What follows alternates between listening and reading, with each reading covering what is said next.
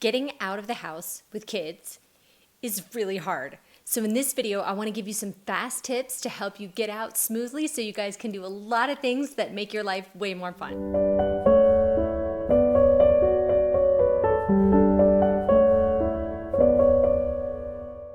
Hi, and welcome to Learning with Love.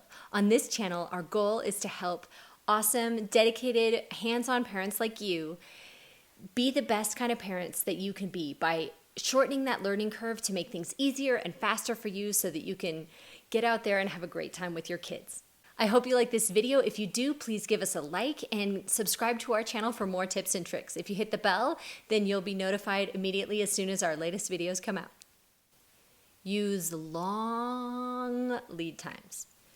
You got to take it easy with yourself when you're taking kids out of the house. It is hard.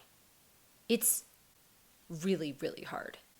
You know, the first thing you got to do is have patience with yourself and acknowledge that it's going to be challenging, particularly in the beginning. And then what you want to do is give yourself really long lead times so that you have way more time than you need. And bit by bit, you'll slowly find that you get faster and faster.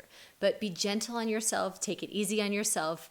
And yes, you're not wrong and you're not crazy. It is far, far, far harder to get out of the door with kids than it ever was to do just by yourself. But you will get out of the house and you will be able to do fun things again. Number two, the other side of this though is to hold yourself accountable. I flatly reject the idea that a parent's time and a child's time is not valuable or that it's any less valuable than somebody working in an office job, let's say.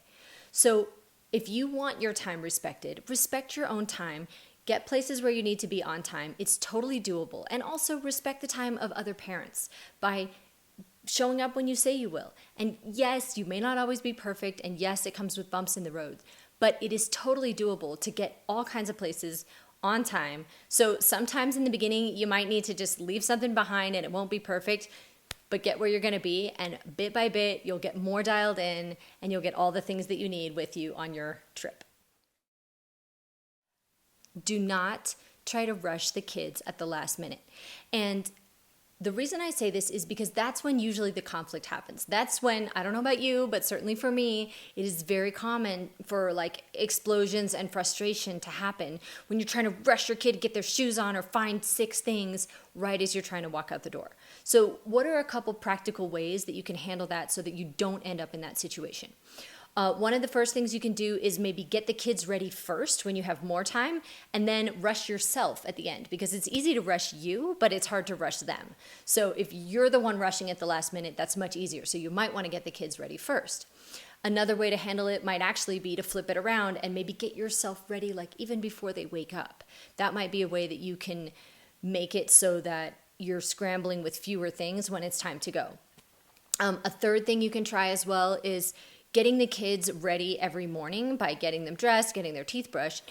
And that way, later on in the day when you want to go do something, you're not trying to do all that morning stuff at the same time. So you're limiting it to just a few things, just grabbing the things that they need to go to whatever activity they're doing. So if they're in a normal morning routine habit, it can definitely be easier to get places later in the day.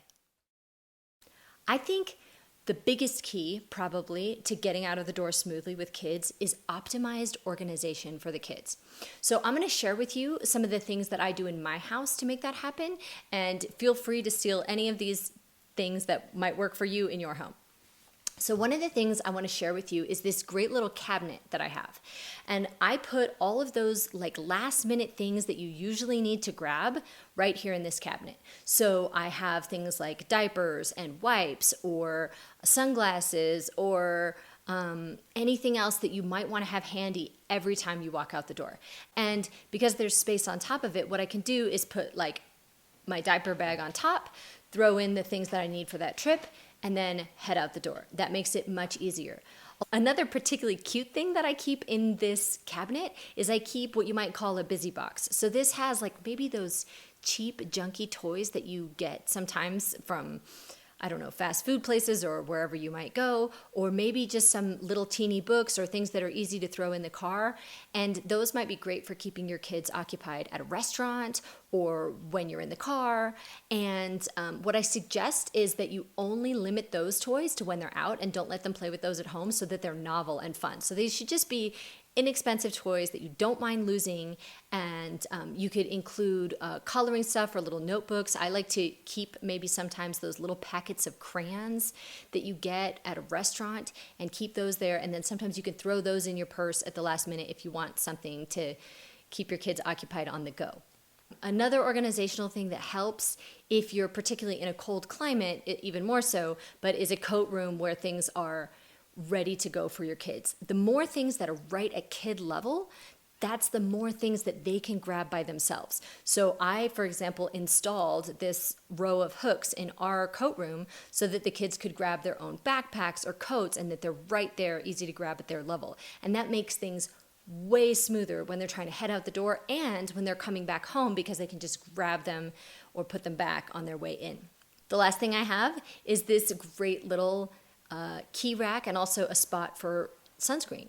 So a lot of times you got to get your kids sunscreened in hot summer weather, and by having it again at kid height where they can reach it. I have 4 kids, so this is industrial sized, so they can give themselves a squirt of sunscreen and head out the door, and it is so efficient. It makes my life so much easier. So I definitely love these little items in my house, and maybe they'll work for you. Now, no matter how good your prepping is, sometimes you don't have the buy-in of the kids. Usually this is with toddlers. So with toddlers, if you need to get them out the door at a specific time, that's when I like to use the 1, 2, 3 technique. The way this works is that you lay out your expectation and then how you're going to follow through. So you say, I want you to get in the car on the count of 3, and if you do not, I will do it for you. So you say, please get in the car, 1, 2, 3, and on the count of 3, if they don't get in, you just scoop them up and you pop them in the car, even if they don't like that. What that does is it gives them a chance to act by themselves, a chance to get in the car by themselves and be a part of that process. But ultimately, if you got to be somewhere, you got to be somewhere. So you need to kind of step in as the parent if they're not ready to cooperate, because toddlers sometimes are not. You can use the 1, 2, 3 for a lot of things of getting ready, like I need you to put on your shoes by the count of 3, or would you please put on your jacket by the count of 3?